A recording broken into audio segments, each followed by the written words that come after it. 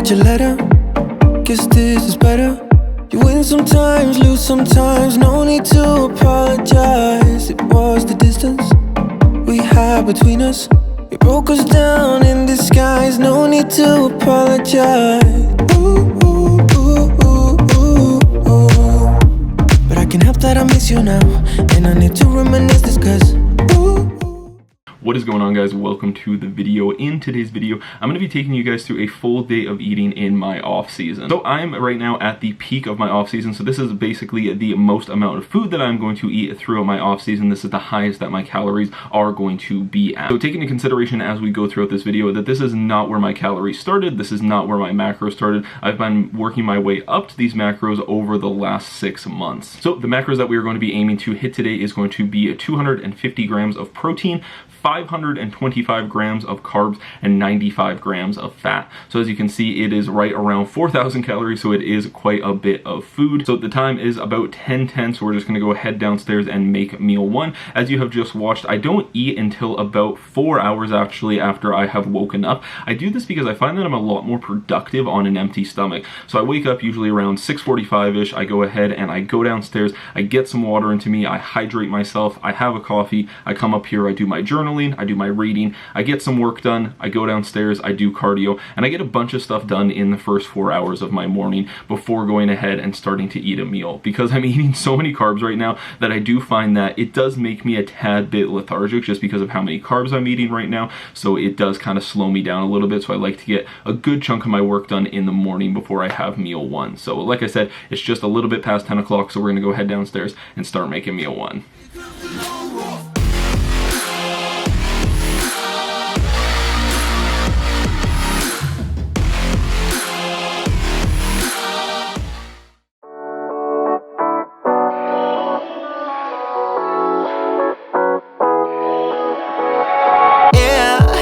I'm restless, so give me something to do, yeah. I can't stay here because I need to dance. Jump around and show them how I move. Everybody will be on me, wanna join me when I take a shot. Okay, so meal number one here is 525 grams of yellow potato, 350 grams of egg whites, 2 whole eggs. I put about 30 grams of low-fat mozzarella cheese on top there, a little bit of spicy mayo, and then 2 pickles just because I like pickles. That's the only reason, is I like the taste of pickles. Most condiments I normally wouldn't count, like ketchup, mustard, things like that I normally wouldn't count. But the spicy mayo does have like 4 grams of fat per serving, so I do go ahead and count that into my calories for the day. So it's a pretty hefty breakfast, but I do find that I am hungrier in the mornings now as opposed to the evenings. And then this is my pre-workout meal as well. So it's about 10:45 now. It took me a little bit to make this with the potatoes and whatnot, and then I will go ahead and go train in about probably 2-ish hours, right around kind of 1 o'clock. So I'm gonna go ahead and dive into this, and I will see you guys at the intra workout. Okay, so next up is going to be our intra workout. I don't really consider this a meal, but it is still calories, so that's why I am going to show you guys what is in my intra workout. I think an intra workout is something that is very, very important and actually very underutilized. When we are going throughout our workout, we're breaking down muscle tissue, we're working hard, so it's really important that we are fueling our body, because even though the meal that I just ate is going to be fueling me throughout the workout, we're going to be burning through that meal, so we're going to be using our intra workout to help replenish that. So the first thing that I'm going to put in my intra workout is going to be a carb powder. So this is Carb HD by Muscle HD, and this is a combination of a highly branched cyclic dextrin as well as Carb 10. Essentially what that means is that these are both very easily absorbed carb sources, so it's going to pass through the gastric lining very easily, and it's not going to weigh us down throughout our workout. So I do a scoop and a half of this, which is going to be about 37 grams of carbs.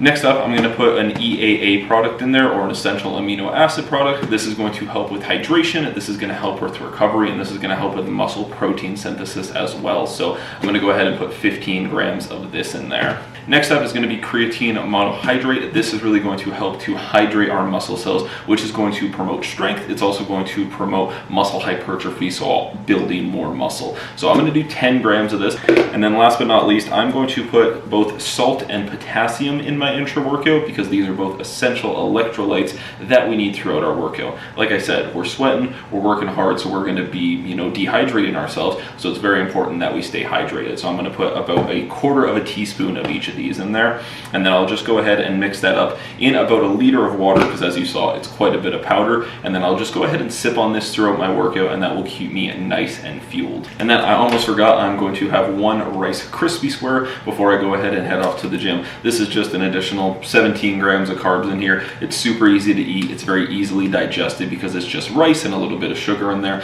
So I'll go ahead and have 1 of these as well. So my intra workout carbs is there's basically about 50 grams of carbs here, 55 grams of carbs here between the carb powder and the Rice Krispie square.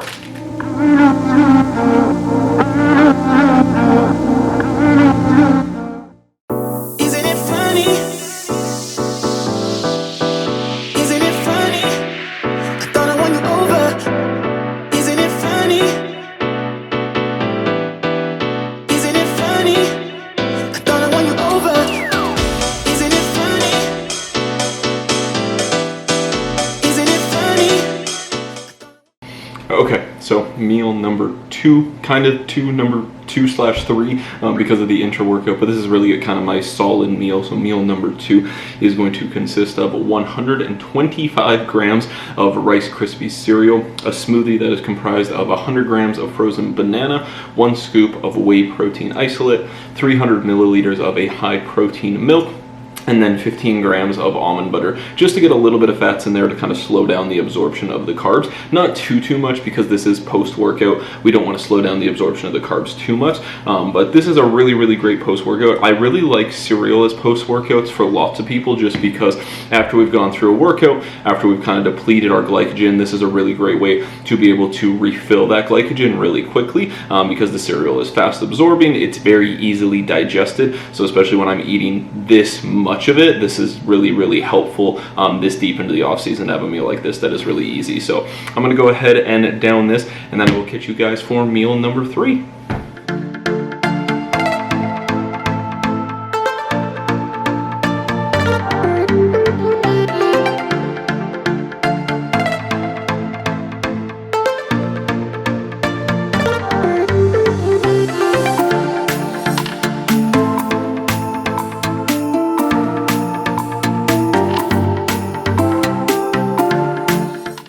Okay, the time is 6:15. This is meal number 3. We got ourselves a classic bodybuilder meal here. We got 350 grams of rice, 225 grams of chicken breast, and about 100 grams of broccoli. And then we have 20 milliliters of extra virgin olive oil drizzled over the top for a little bit of extra fats. So it's nothing super fancy. It is plain, it's simple, it does the trick. And yeah, so I'm gonna go ahead and dive into this, and then I will catch you guys for the 4th and final meal of the day. We've been driving around, singing songs way too loud because we wanna. Picking up our love friends, fill up the car till it bends because we wanna. Yeah, we just wanna have fun. The trunk's full of wine, we're gonna stay. Okay. It is just past 9 o'clock. This is going to be a meal number 4. So here we have a smoothie that consists of 140 grams of frozen mango, 1 scoop of protein, and then 150 grams of egg whites just to get some extra protein in there. People think it's weird when I put egg whites into like smoothies and stuff, but you really don't taste it. It kind of makes it actually a little bit creamier, and it adds a little bit more protein in there too. And then here we have a ginormous plate of rice cakes. There is 6 chocolate caramel rice cakes here with 50 grams of almond butter spread over them. So it kind of seems like a small meal, but it's not a small meal. It still definitely fills me up. So I'm gonna go ahead and finish this, head to bed, and then I will catch you guys in the morning. Alright guys, well that is going to conclude this full day of eating during the off season. As you've seen, I keep it pretty simple, I keep it pretty easy because I don't want things to be too complicated. I do swap around foods every now and again, but for the most part I do stick to very similar foods. I know they digest well with me, it's easier for me to know what I am eating, but if after a while I get bored of a meal, for example, like I got bored of breakfast, I would go ahead and swap that out. I'm not married to these foods because I think that you should have some flexibility and you should have some variety when it comes to your approach to nutrition when it comes to your fitness journey. So just kind of keep that in mind. But as always, if you guys did enjoy the video, make sure to drop a like on the video, as well as subscribe if you guys are new around here for content just like this. But other than that, guys, thank you so much for watching, and I will catch you all in the next video. Peace. Here comes the long walk.